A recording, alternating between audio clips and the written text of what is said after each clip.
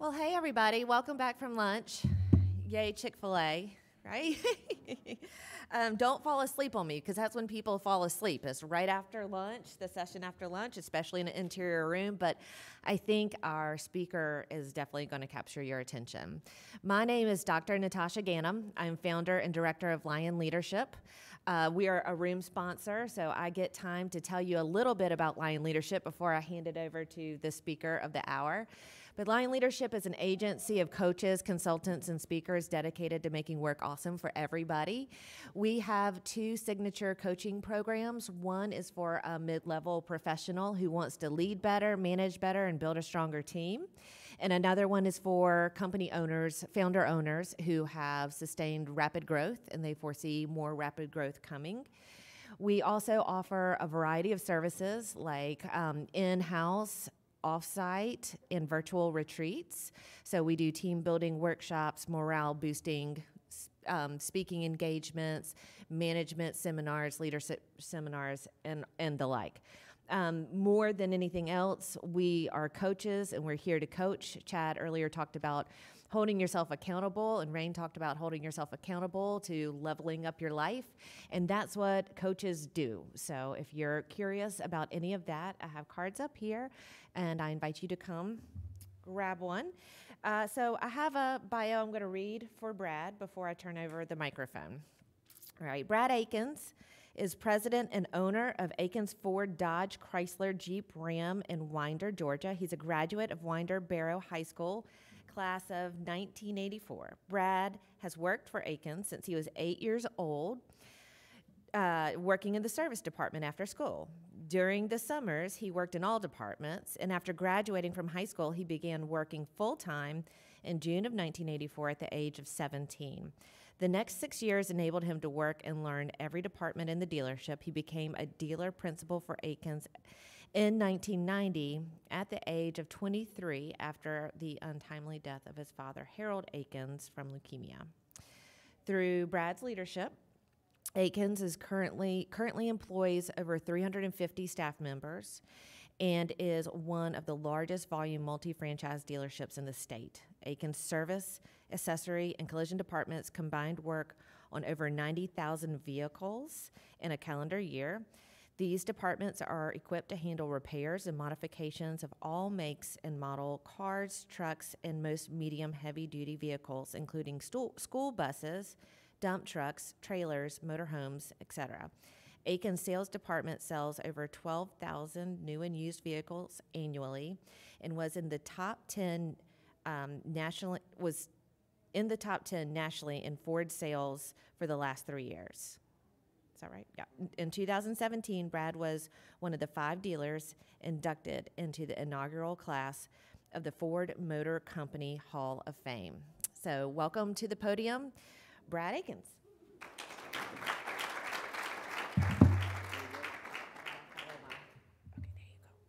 So the one thing they told me to do is make sure I watch the clock over there. So it's an honor to be here, and I'm not normally a speaker, so I'm going to take you through some of the things we do in our leadership classes that I do, and how we work with our managers and everything. And the goal here today is hopefully through some of the experiences, some of the great mentorship that I've had through my career and continue to have, that you can leave here today and hopefully spark something to where you can think about some of the questions that you've got, or something that you're hoping to hear just by being present in this and the earlier classes and the breakout sessions. So I'm going to tell you a little bit about my journey. The name of this, where it was growing through chaos, I saw that for the first time yesterday after talking with Chad several weeks ago and agreeing to come here. I saw that for the first time yesterday, and I asked him, I said, where in our conversation did that come up? Because one of the things that we do have within the dealership that we have is we use a lot is control chaos, because that can be a good thing. And so after he was talking to me, so if you never talk to yourself, then you know that's the right title for the breakout session. So I hope we don't disappoint. But I want to mention some topics to you to think about. And then I'm going to go back through and just share a little bit of the journey, not to do anything in a braggadocious way or anything like that, just a factual way to kind of go through some of the things that have led to some of the topics that we've got here to today. And as she mentioned earlier, we've got a little over 350 employees, have worked our way into the top 10 volume Ford dealerships in the country, and it's something that we're very proud of. And that was something in 2014 we felt like we could accomplish through our marketing and the Northeast Georgia area. And then in 2014 we ranked 48th nationally. And then in 2017 we missed the top 10 by 7 units. And then, or 17, then 18, 19, and 20 we're tracking to maintain in the top 10. So just in giving you some of these topics to think about as we go through this, and then we'll come back and circle around at the end, and hopefully we'll generate some questions and stuff that I can answer. And like I say, the biggest thing here is hopefully that today, while we're here together for just a short period of time, we can stimulate some growth in your mind of thinking and thinking differently, because that's one thing as I was growing up and everything, I was always taught and trained to always think of what you're not thinking of, what opportunities somebody else not thinking of, and can you do them. So I want to go through some of these topics that we go through on our planning and our daily routines, our weekly, our monthly, and our annuals, and I think it'll circle back around as I tell you a little about the journey. But one thing that we start with every person, and we're not perfect. We, as she mentioned, we're on track to this year to actually between our body shop and our off-site service center we have in Bethlehem and accessories, that we're going to touch roughly about 100,000 vehicles that we're going to work on this year. And so it takes a lot of controlled chaos to do that. Do we do everything perfectly? Absolutely not. Some of you may have done business with us. I've seen some familiar places with. Hopefully we did good. I can give you a list of things every day gone wrong when you get into 350 people and that much activity. But I can give you the vision and what we do to try to take to whereas every customer interaction and employee interaction that we do, and try to have the best outcome that we can. But the one thing that we start on when we first hire somebody, especially with our leaders and stuff, is that customers will never love our business until our employees love it first.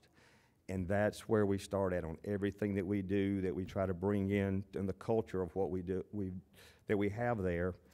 And then as we go through that and trying to build that, when we're not only hiring employees but our current employees, are we asking our current and future employees what they want from us, especially over the last several years and everything.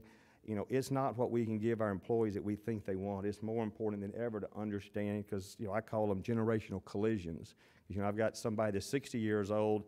Their expectations are way different than somebody that's 18 years old or 25 years old and 30. So, we've had to, retrain our thinking basically by asking. And as you all know, asking in a genuine and sincere environment to where you can get your employees to open up to you is surprising what they'll tell you a lot. And then it's when we're talking about hiring people, are we giving them references? Because a lot of times when you're talking to somebody and you're competing with them and stuff like that, do we have current employees? Do we have previous employees? Some that may have, chosen other careers, some that may have retired. So, we try to give them, here's our references for you to check us out, to try to give them the empowerment of, we care, because we do care. But, a lot of times, the old thing is that people don't care what you know until they know that you care. And, we try to know our market opportunities. Are we relevant? Are we findable? Do we responses in that? And then our goals. This is something that we kind of break down of, communications, internally, and try to have, one voice on one team. And I can get into a whole different ways to do that. And there's a lot of motivational speakers that's got degrees that can take you through that better than I can. But that's a culture that we try to do, where we're all speaking the same thing. We've all got the same goals. We've all got the same vision. We've all got the same commitment.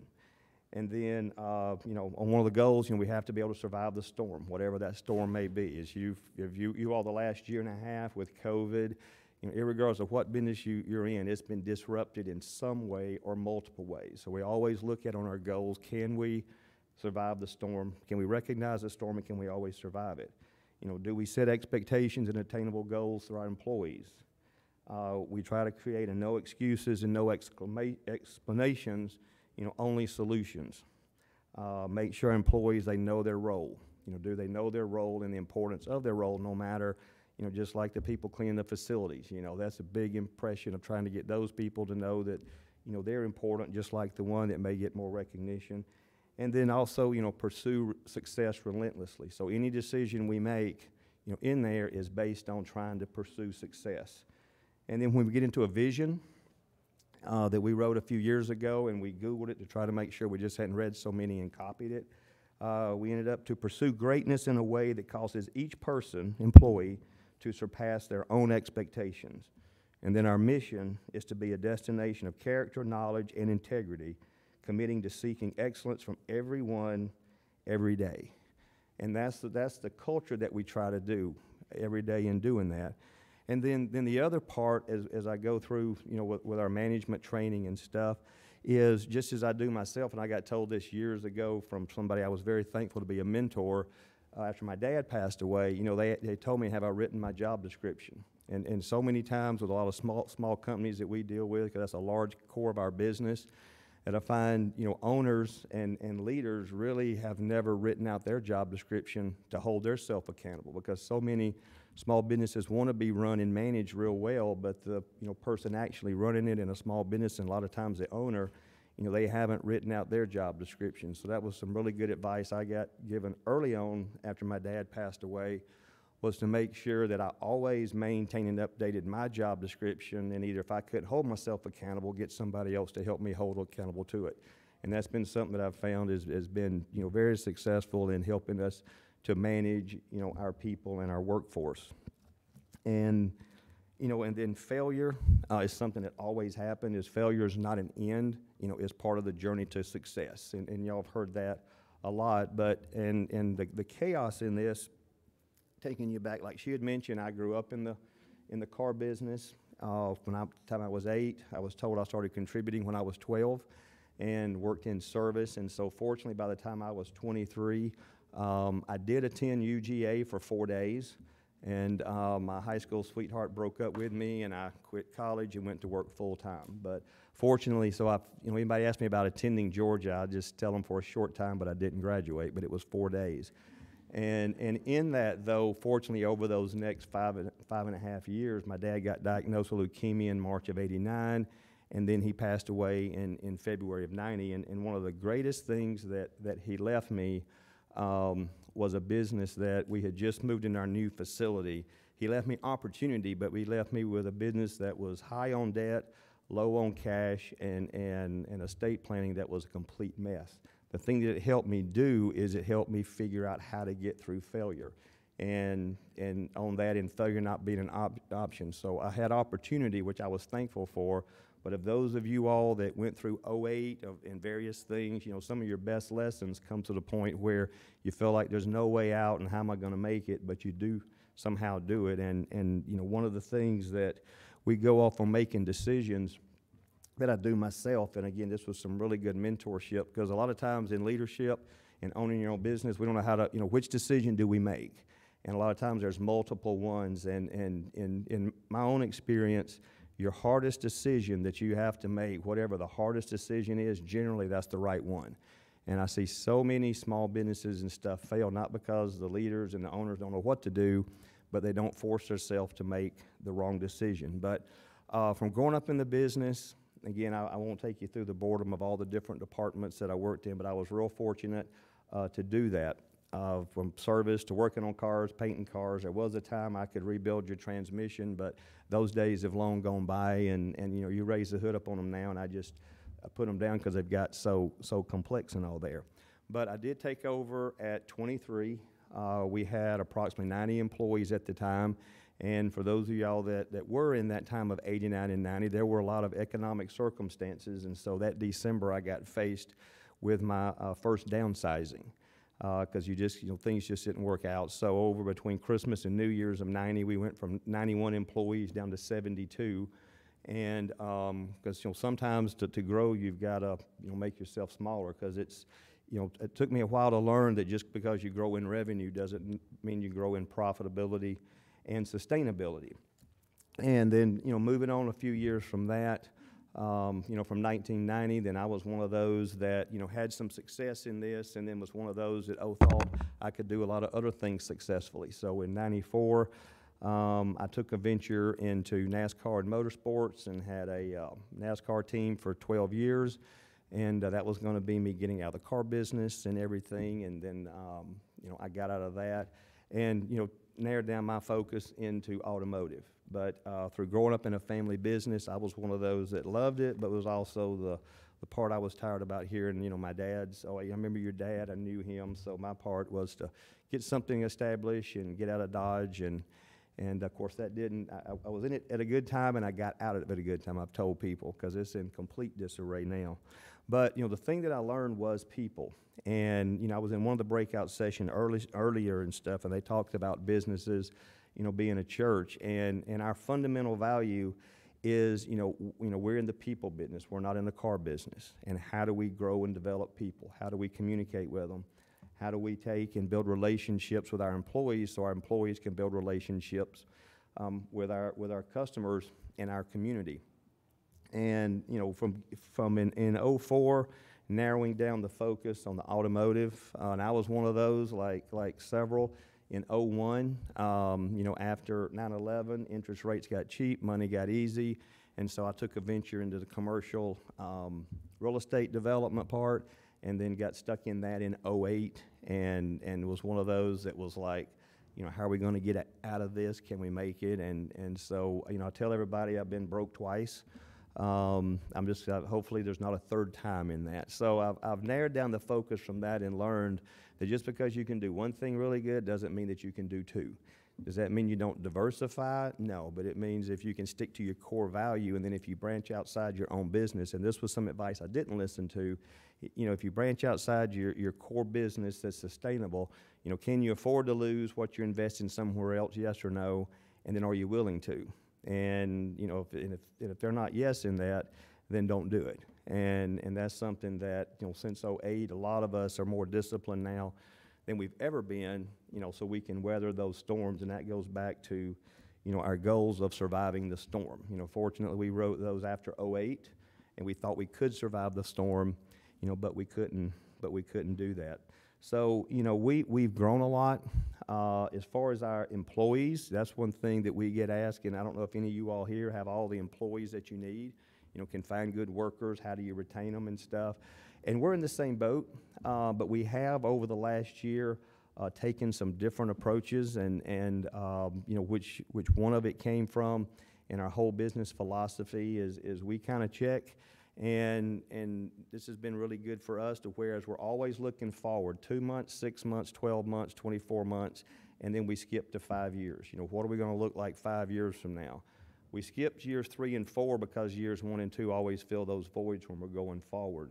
And so, because you're into the month now, there's not a whole lot you're going to do about it as far as making it, if it's a good month, bad month, or whatever, it's getting through it to the next month. So we always try to look at and try to encourage our employees as well in their own lives, because if you're like me, I've still got more employees that live week to week than I would say are financially free. So we're in the process of putting in some more education for our own employees and so forth there that can help them, be, more financially free and financially stable, because so many of those, when they have a hiccup in the day, if y'all are like me, how many times do you have somebody come to you and it's like, hey, I can't pay my light bill, this month, can you help me? I can't pay my house payment, or this or that, I've got Christmas coming up. And so we've taken, while we've always tried to be engaged with our employees and stuff, over the last 18 months, we've tried to take it to another level. We've started engaging our employees into what we refer to as Akins 212, the boiling pot of water, how it only takes one degree for something great to happen. So we've created a thing where our employees can nominate other employees, and it doesn't have to be work-related.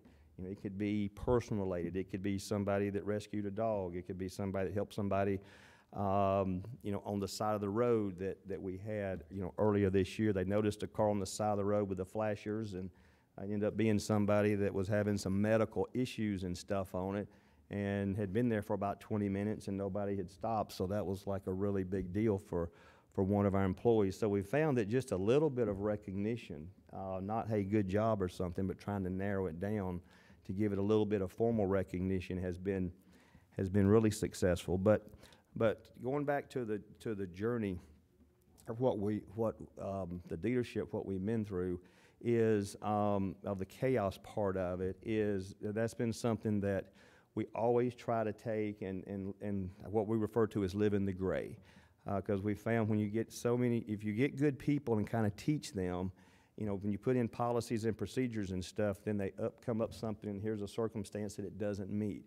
So we try to work and empower our people, once they're, give them the proper training, the proper guidance, and then give them the proper empowerment so there can be an extension and don't have to ask up numerous levels of, management and stuff just to make a simple decision. And so we try to push as much as we can, down to the simplest levels and so forth there, for our employees. Because, I've been the dealer principal for 31 years. I've been there for 37 years. But like I tell people that we're in the people business, and we try to make it a ministry. We in today's world of, all the culture and all the social stuff out there and everything there, I'm a devoted Christian that's screwed up like a lot of us. I've got my days and stuff, so by any means like that. But we try to bring those principles into the workforce, to whereas we make the principles available, and then what comes along that, then that's just part of it. Because again, we try to be into the people business on that. Fast forward to the last several years. As we've grown and so forth, one of the things that in growth, as you all know, doesn't make that you're going to make more money or even create a sustainable business model. We've gone through the thing to where as we chase revenue and hope profits would come into that, and sometimes it never does. So we've had sometimes to grow, we've had to make ourselves small again and then step back and say, how does that work? So one thing that we've done as we've grown is we've tried to segment as many places of the dealership as we can, multiple places inside of parts, inside of service, and tried to make should this be profitable or what should it be, and try to take, one large company, and we've got it down into about 22 or 23 individual divisions within there, and even like in service broken down into 6 or 7 different areas. So, because as you grow with revenue, as you all know, sometimes it's harder to chase profit when you're doing more than it is when you're doing less. And that's been something that, from growth,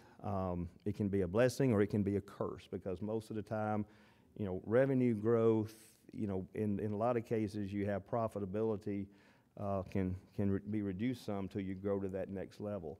And we've learned in trying to break everything down individually, then we can kind of control the growth and the expenses and the margins in everywhere that we are.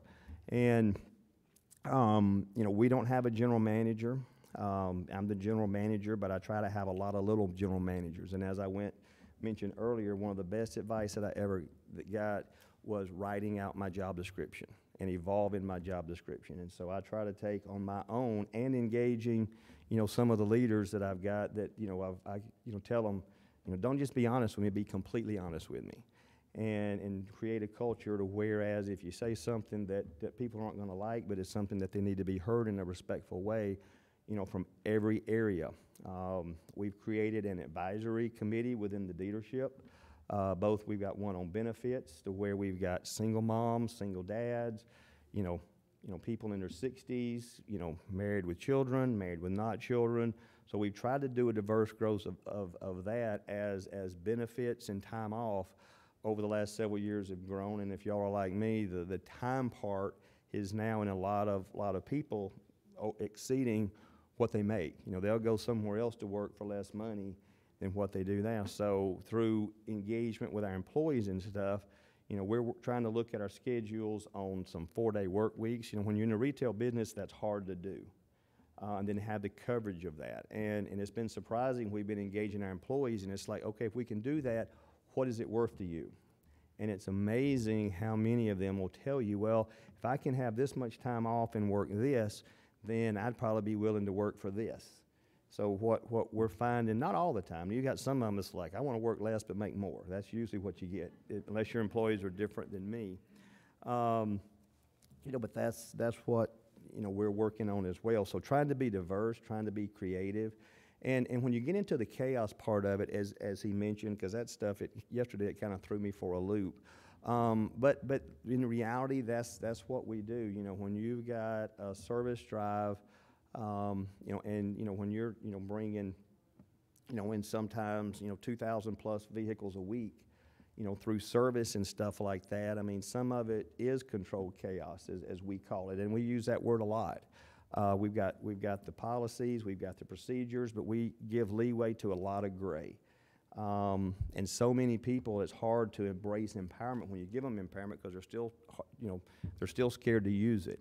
And so we use our senior managers that have bought into it and stuff to push them, and rather than telling them what to do, we try to ask as much as we can, well, what would you do? If you ask them a lot enough times, whereas they're right enough, they'll start making decisions on their own. And, you know, working, you know, coming up and working all the departments was a blessing on that, because I can relate to each one of them. Everybody doesn't, you know, have that, you know, luxury to work in every department of every company. The thing I would encourage you, there's somebody there that does. And so when you're trying to put yourself in somebody else's shoes on a professional standpoint, unless you've been there, you can't. You know, but you've got other people that work with you that probably can. And that's been something that's been, you know, priceless for me doing. But even as we go into today, you know, somebody that's 23 years old, me learning how to talk to them.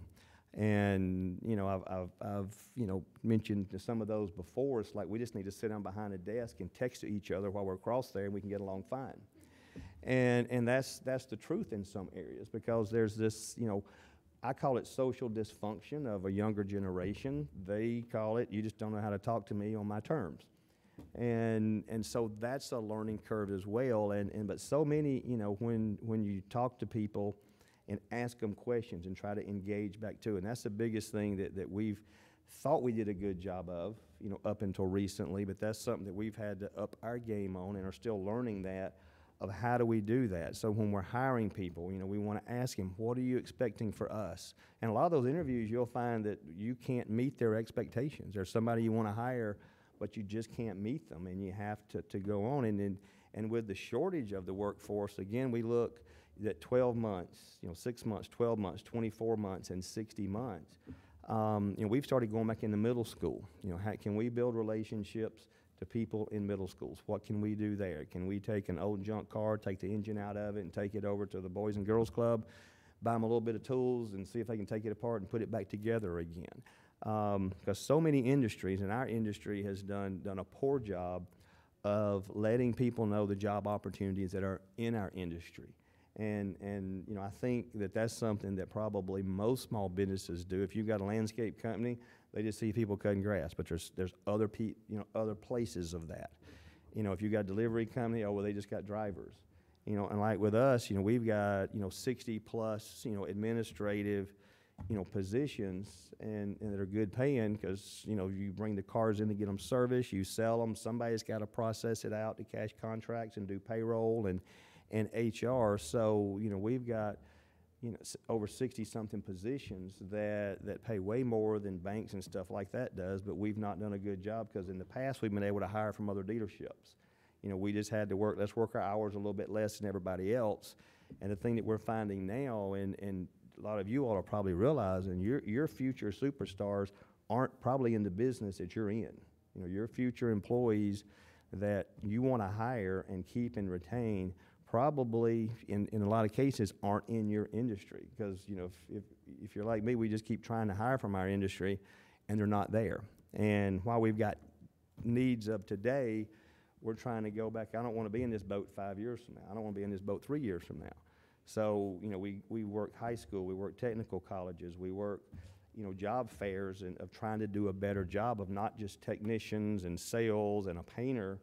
We're going to, we're doing some things now going into, the high school of accounting. Here's what they pay. Here's a starting pay and stuff like that.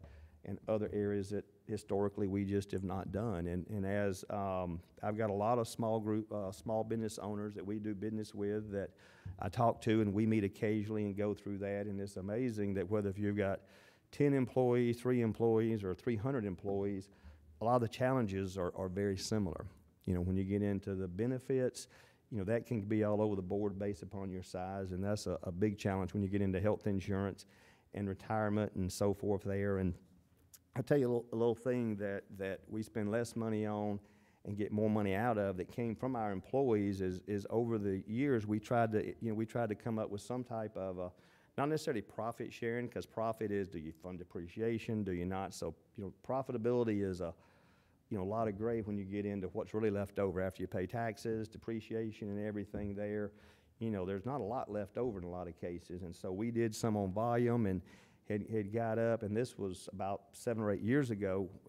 We had about in the low 200s, and we were bonusing out $250,000 a year for a few years, and it was like you just really didn't feel like anybody, they liked it, but they didn't appreciate it, didn't bring value into it. And through our benefits committee, we went back, and I just told them I'm not doing it. It's like, there's no value whatsoever. And so through that, some of them brought up, well, what if we do like a Christmas club savings? And then you do a match to get people to save, because nobody saves, And so we came up with a program to whereas we would do a match at 10 to 12%, depending on how long you had been there and stuff. And so we distributed ours early this year. We usually distribute in November for Black Friday, but I think Black Friday is going to be no Friday because there's going to be nothing left for anybody to buy. And we distribute them out this week, and we distributed out over $700,000 in our Christmas club savings that, our part was $100,000. So that was one of the things that as we look at with benefits with our employees and stuff, that was a really good lesson that we try to do in that engagement and stuff, and just ask them when it gets into health insurance, here's our cost. Here's the things, and we let them pick the programs and stuff, what the company can afford to contribute and stuff, and that empowerment of knowledge, because, health insurance is a big expense to all of us, and that understanding of, when you show them the workman's comp you pay and stuff, they don't really seem to care. But when we got into that and we started letting them see and opening up, here's the health insurance, here's how much we're paying of this. It's just, and then, and we have influencers on there, and there's some of them, it's not the, you've got influence that can be negative, you've got influencers of employees that can be positive, but we try to keep those influencers close, close to my pocket, I guess, so I can make sure that they're spreading the right information, on those. So we've got about 25 people that are part of our benefits committee, and over the years, the empowerment of knowledge with our employees where they understand why we're doing what we're doing, because so many times, decisions that we make to most of your employees look stupid. Why they do this, why they do this, why they close that gate, put the gate over there and stuff like that, and we found it's a whole lot more believable and a whole lot more value when other people start doing that. But so going back to today, I mentioned I had a race team. I got out of that. I got into commercial real estate in 02 and 03, and I was one of those that got stuck with a lot of real estate in 08. And in the, got within, everything together, got within about 4 months of bankruptcy and insolvency, but through a lot of things happening and stuff. And, when you almost go broke and you're sitting there with no answers and stuff, it does affect your future. And so for those of y'all that are like me, went through some good lessons of 08 and are still being disciplined on those today, then kudos to you. And I just encourage you to keep making that, because while this last year and a half with COVID has, and we won't get into that, has been disruptive, automotive has been one of those that it has been, up until this point, has been great. We had the best year last year that we've ever had. And, in a week in April that we literally shut down our workforce and worked in thirds, so as if we had an outbreak or what we're going to have, so we wouldn't have to close. And so we worked through most April last year in 2-day work weeks, a third of it working on Monday, Tuesday, a third Wednesday, Thursday, and a third Friday, Saturday, and alternated out so we wouldn't have to close if we had an outbreak, because at that point in time, nobody knew what was going on at the end of March and the 1st of April last year. And that was something that, through that, we actually grew a lot together because of the engagement that we did. We had meetings, and we've got pictures of meetings in parking lots to whereas we'd, I would get in the back of a truck, and we would have everybody about 10 feet apart, 20 feet around it with and tell them what was going on, and then we'd schedule another group of employees and another group of employees, so we were able to talk to everybody individually of what was going on. And so the thing I would encourage you is the power of the power that employees will give you feedback now is the most I've ever seen. Frank, candid feedback of what they're looking for, what their expectations are, and then you as an owner or manager able to take those of these multiple generations that are expecting different things and then try to put that together, within your own workforce. I mentioned I don't have a general manager, a single general manager, but I've got a lot, if you're a service manager, then you've got general manager authority of that department. And I've been fortunate that I've been able to work with and hire some good people, experienced people, and grow people, because if you look at our senior management, which is about 14 people, 6 of those started there at like hourly wages and so forth over the years. Emptying trash cans, as a porter, as a salesman, whatever there. So 6 of those are somebody that literally started there in high school or right out of high school, doing just menial jobs and so forth, and have been able to move their way up into upper management. On the skill sets and stuff of leadership and management, I read psychology articles and chapters. I'm too impatient to read books. I don't read my Bible enough, but over the last 25 years, I read psychology and I read marketing, because I figured if I can try to figure out how to be a moral and ethical manipulator of people, and then figure out how to market and get people in the door. And that's the thing from a marketing standpoint. Early on, I tried to copy what everybody was doing. Y'all have probably all been there yourself and didn't really know what our identity was. When my dad passed away, I just knew, okay, Dad did it this way, these employees doing it this way. And for a couple of years there, it was just like, okay, luckily there wasn't the digital age of banking and stuff then, so you could function with a negative bank balance and float money a lot easier back then than you can now. And you all know the importance of net cash now, because you can't borrow against your receivables. You can't go to the bank like you used to. So putting together that sustainable business model and having accessible cash and how to fund depreciation, us looking out 5 years, because we've got 96 and 16s, we've got 112 service bays that's got lifts and stuff in them, and they all wear out. And I've got caught in before, whereas everything seemed out to wear out at the same time in 96. We moved over in 88 in our new facility, so we had a lot of stuff in 96 that was beginning to get wear out, and we had not planned for that. We had not planned for that expenditure, so we're going to borrow the money, are we not? So that's where, with working that sustainable business plan, when we're looking at, the 2 and 6 and 12 months is more in the now, and then the 12, between 12 and 24 and that 60, that's in the future, where we're going to be. And trying to anticipate where you need to go is something that's not easy. And failure, I try to make sure that we can afford failure on that. Sometimes it's not always right there, because so many times failure is the path, to success, of learning from that failure. So, failure is stuff I just tell everybody to make sure they can afford to do it, and try not to dig yourself too big of a hole in doing that.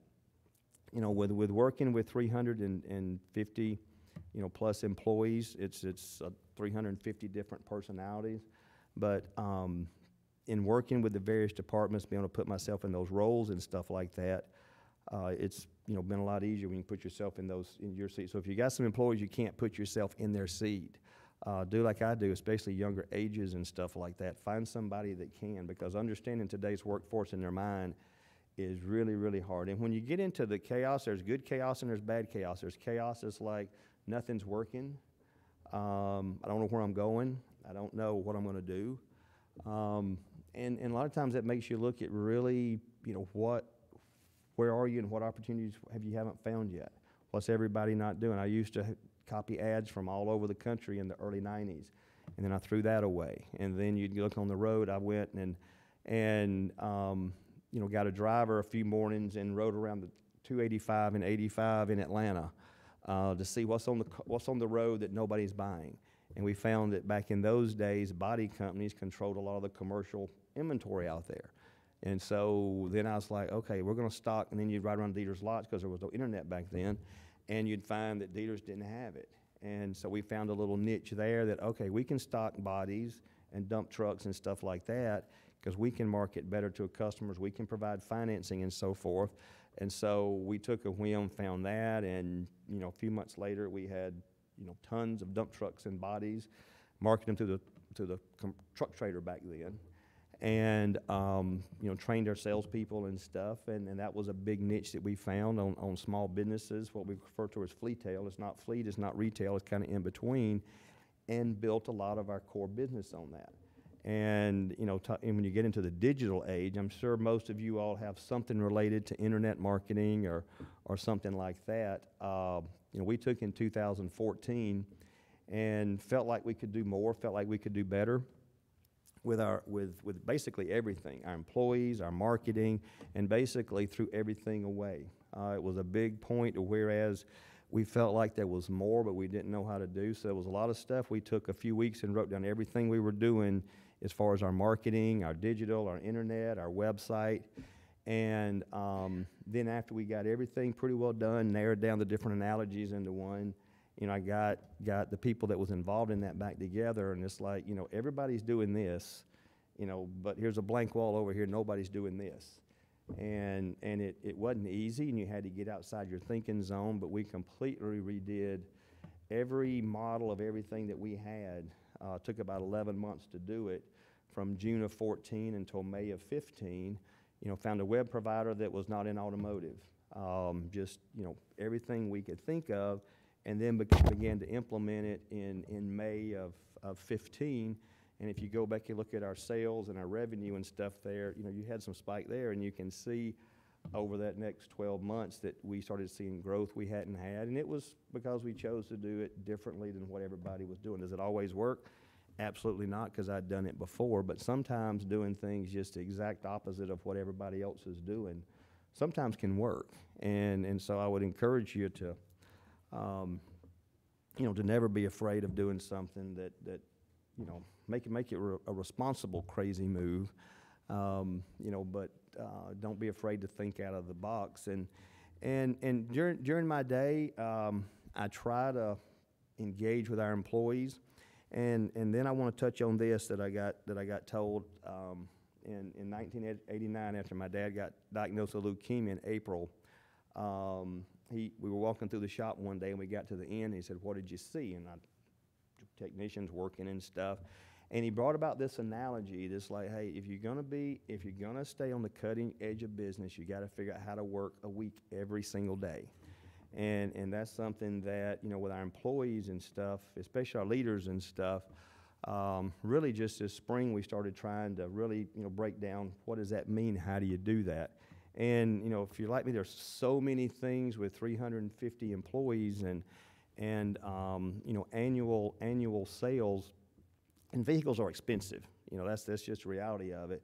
But our annual sales this year, depending on how many microchips are available to produce cars this fall, are going to be somewhere around $450 million in sales. So that's like $40 million a month. You got to figure out how to, manage it. Doesn't necessarily mean you're making money, but it's almost a $500 million company when I was sitting down doing this, and that was the first time I had ever really went like, wow, that's a lot.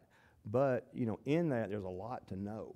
And I am a no freak. I'm not a control freak, but I am a no freak. And one of my daughters is sitting here, and she's sitting here shaking her head because when they were in school, I was really good at being a no freak.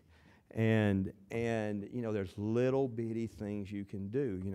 Our parts inventory, we run about $4 million in value in our parts inventory on a daily basis. That represents, give or take, about 90,000 individual parts, and you kind of want to know that they're there. And you can read reports and service drive fill rates and negative on hand reports and all that stuff, and reports can get mundane. But one thing that I do, and I do it weekly, is I'm always going to be in parts. So rather than just walking down the main aisle, I'll walk down through a parts aisle and I'll randomly pick each week about 20 part numbers. It takes me about a minute to do, or a few minutes just walking down, because our parts department's about 320 feet long, so it's going to be, so I'm going to go buy a lot of parts there. So I'll just randomly pick out 15 to 20 parts. I used to write them down. Now you can click them with your phone. I'll give my parts manager and just say, how many of these do we have? And, most of the time they're accurate, but if you start seeing some analogies, it may not be on 90,000 parts. But I try to break down all the information that I'm trying to look with that I would really like to know every day, every week, and every month, and break those little things down.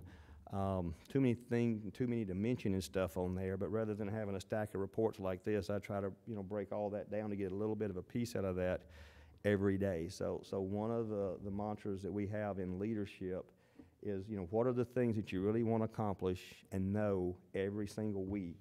And how do you break those down to little bitty sections of knowledge and understanding and, being a no freak and do it every single day. And that's one thing that it can be obtained. It's not easy, but that's something that I think I do a pretty good job on. I think you would probably tell me to do, because you can find things out that, and the thing, if, your employees will begin to think that I don't know how he knows all this stuff, but he knows it, and then they think you know more than you really do, and that's a good thing. So, when we mention these things and I want to go back and mention, a couple of things, and the other thing I'd encourage you to do is make sure that who you're empowering, make sure that they know it. I've found that before where, it gets lost in the shuffle and stuff, and you sit down, it's like, hey, you can do these things and stuff, but, I'm talking one language and they're talking another one. So the other thing is make sure that we know who we're empowering, and we go back and visit with those people just a few minutes, and make sure that we're empowering there. And that goes back to, those things that I mentioned, that our customers will never, ever love our business until our employees love it first. And so that's a little bit about our company. My journey, I probably left a few holes in stuff in there. I'm a father of I've got 3 girls, 26, 28, and 30. A stepdaughter that's 31, and a stepson that's 30 as well. 4 grandkids, 2 that were born last week at the hospital at the same time, a day apart. And but we're in the people business, and I try really hard when I look at biblical values. There's a book out there. It's actually got 3 editions. It's Management by Proverbs. That's the only book that I've read. It's only about that thick. But that's the only book that I've read. They got version 1, version 2, and a 20th anniversary that just came out that I hadn't got yet. I like version 2 better, but when you read it, you're like, well, this is simple stuff. But so many times we don't slow down, for the simple things. So I don't know if that made you think any or not. And, if you've got some questions, I'd like to take those. But I want to go back and read this again, because it's something that I can't emphasize enough. If you don't have a vision and you don't have a mission, neither will your employees. And at the end of the day, we try to build a family, not a business. And so many business owners try to run a business first. And when you do that, you have people with jobs getting paychecks. And everybody's not going to buy into it. At 350 people, will every one of them tell you that they love working there? Probably not. Not, on any given day. They may tell you that today and not Monday, regardless of what happens. But that's something that, we've upped our part of our evaluations.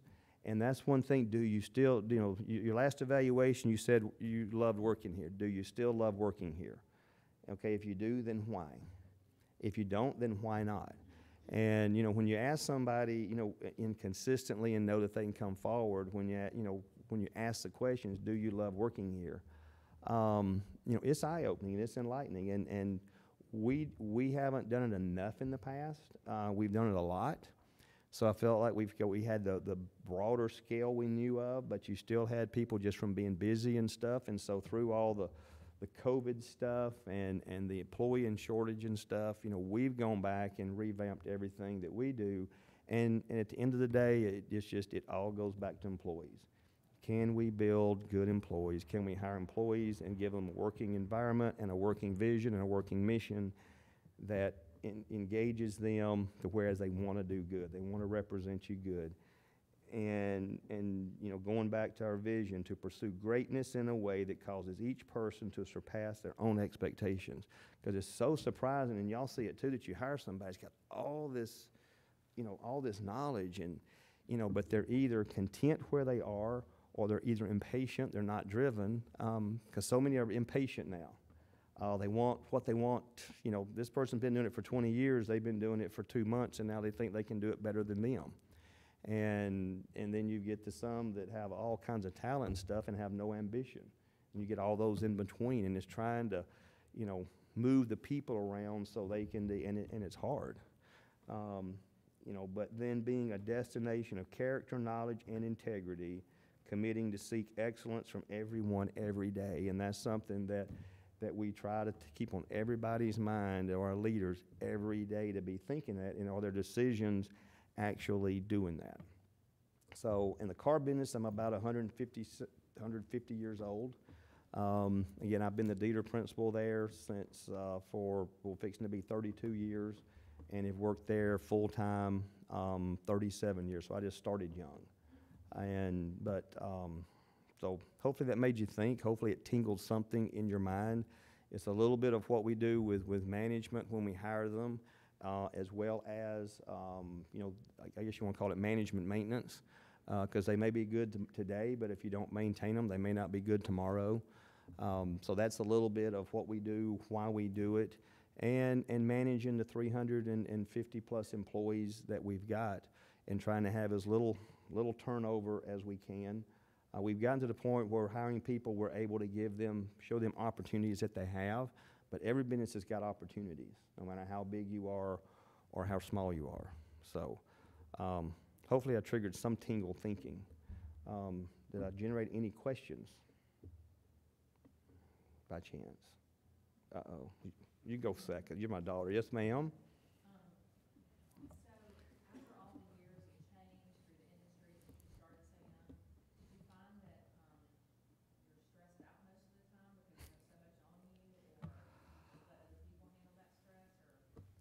That's a very good question. So in 1990, when my dad passed away, and through the 90s, I got through it with Zoloft.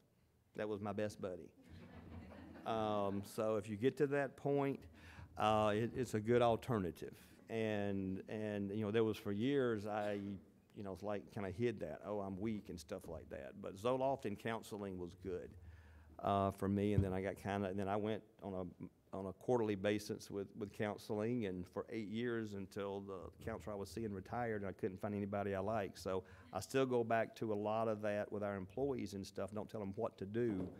But controlling my stress is hard. Controlling when 9/11 hit, and everybody was looking, is the world coming to an end? And I had everybody turning around looking at me, and I was turning around looking, and I didn't have anybody to look at. So I couldn't show the uncertainty that I didn't know. I had to show vision. This is where we're going to be. We're going to be fine, and this is why. Not really knowing if what I was saying was attainable or not. But my release is cows. I've got a farm I live on, and so my release is a tractor. And a cow made the mistake of putting a Bluetooth wireless microphone in the tractor so I could take phone calls and bale hay. I took it out. But the stress part is something that you've got to do. The stress part is something when our employees, that we try to tell them play hard and work hard. And so a lot of times we have to tell them to go home. A lot of times I tell myself to go home. But that is hard for me, and my daughter will tell you that. The thing I made a commitment when the kids were growing up as they were young is me and my wife was like, I don't care if you have to go back to work or bring it home, just be at the things the kids were at. So that was one thing that I didn't have the stress on, that, I'm not at anything that my kids are at. And that was a big stress part of it there. But having somebody that you can confide in is really good. I went through years and really didn't feel like I had anybody, because I had to be like, I'm the owner, I can't be weak, and all that kind of stuff. And in the mid-2000s, I finally kind of got over that. And so I've got, in the past I've had some dealers that I looked up to. They've since retired and all of that. But, yeah, your personal, managing your stress, managing your quality of life, that's when I went back and, wrote a job description. And I've got a job description as 3 things. I got a job description as a business owner. I've got a job description as a dad, now a granddad. So I've got a 4th one now. And I've got a job description as a husband. And if I don't write them out, then I'll get them all messed up. And if I don't have, my wife holding me a little bit accountable, not getting on to me or stuff, it's like if I get outside these parameters and don't see it, then tell me. So, I try to keep my job descriptions of myself and hold myself accountable of those 3 areas, and then there's the, part of where I want to be in church. One thing I will tell you that I did, I went back and I forgot what year it was, maybe in 06 or something. I was on 11 boards. That's too many. Now I'm on none. I'm an encourager and supporter of a bunch, but I don't go to board meetings. And, but I don't know if I answered your question a little bit on that. But we try to grow people, and like I said, they're not perfect. But I think most of the employees would tell you it's trying to be a family environment. We try to, I've got a retired person that's, we call him our director of community relations and missions, and basically he's an extension of me in the community. So he can go to the chamber, he can make sure that if we've got somebody in the hospital, I know it. And even though I may not can go. Now, if somebody's in the hospital and it's critical or something like that, when they let you in the hospital, then I'm going to go. Number one, I do care, but number one, I want to find out, what they can do on that. So, did that answer that question a little? Anybody else? Anybody getting, yes? Okay. Do what? When you do the evaluation of the employees, do you love the company? Do you not? When you get that not answer, what's your steps to resolve that? Do you work with just that person or try to implement it company-wide? Each manager does their own, and we do that stuff. We try to answer the question, what do you love about the company? And then what are some things you see we can improve on? Well, I try not to ask anybody, do you not love us? Because if they catch the wrong day, they're going to say, I don't like you today. So we try to come back, is there anything that you love about the company? Is there anything you see we can improve on the company on that? So we don't try to ask, what do you not love about us? Because that can open up, not necessarily a can of worms, but it's very open-ended on that.